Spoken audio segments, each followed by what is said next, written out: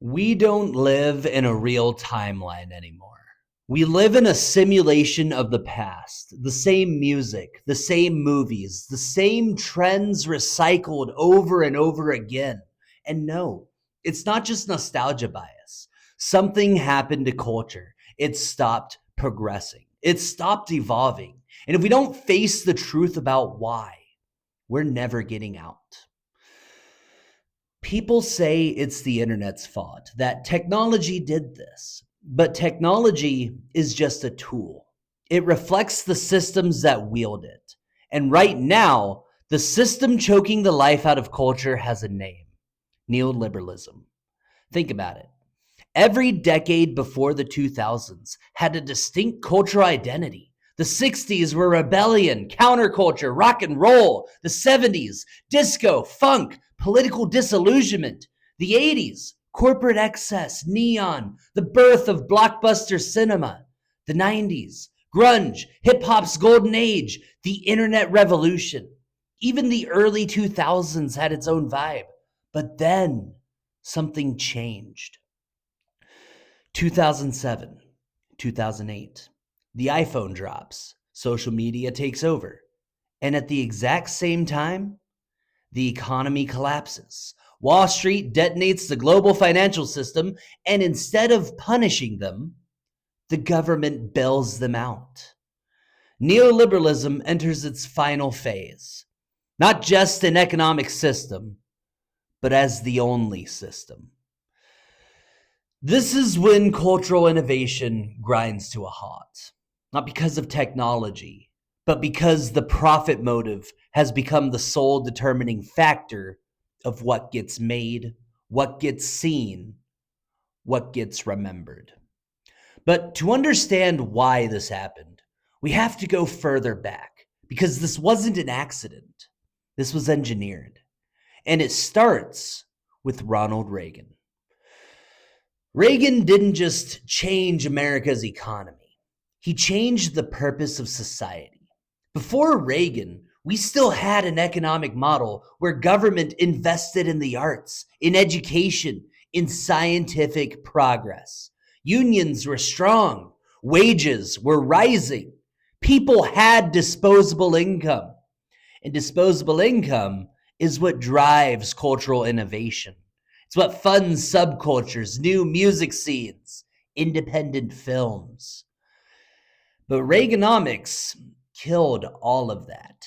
He slashed public funding for the arts, deregulated corporate media, and let monopolies consume every industry.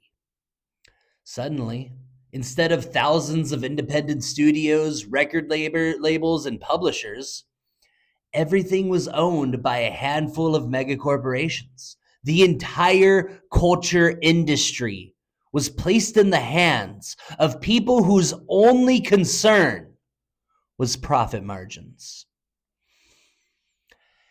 And this is where neoliberalism finishes the job. Clinton continues Reagan's policies. Bush accelerates them. By the time Obama takes office, we aren't even pretending anymore. Corporations run everything. Everything is for sale. Everything is optimized for profit. And that's how we get here. A world where movies are only made if they're part of an existing IP. A world where music is engineered for algorithmic success, not artistic expression. A world where tech companies own the platforms where culture happens, and then they deliberately manipulate what you see, what you hear, what you engage with.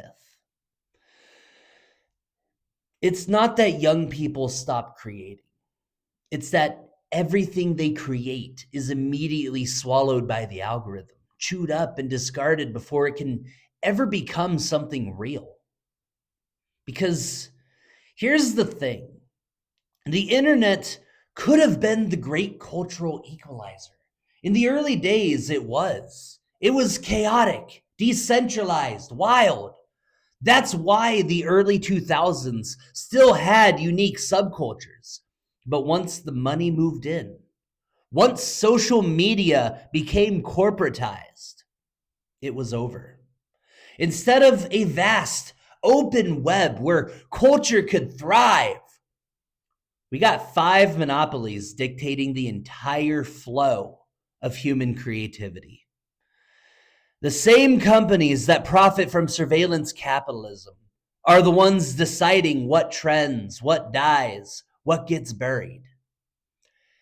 They don't want culture to evolve. They want it to loop forever because looping is profitable. So, what happens next? Do we stay in this loop forever? Or does something break the cycle? There are only 2 ways out. 1, collapse. If the system falls apart, if monopolies lose control, new things will emerge from the cracks. But collapse is chaos. It means suffering before renewal. The other way? A deliberate renaissance, a conscious rejection of corporate-controlled culture, a return to independence, not just in art, but in economics, strengthening unions, breaking monopolies, taxing the rich so working people can afford to create again. Because cultural innovation doesn't happen when people are struggling to survive. It happens when people have the freedom to explore, experiment, and take risks.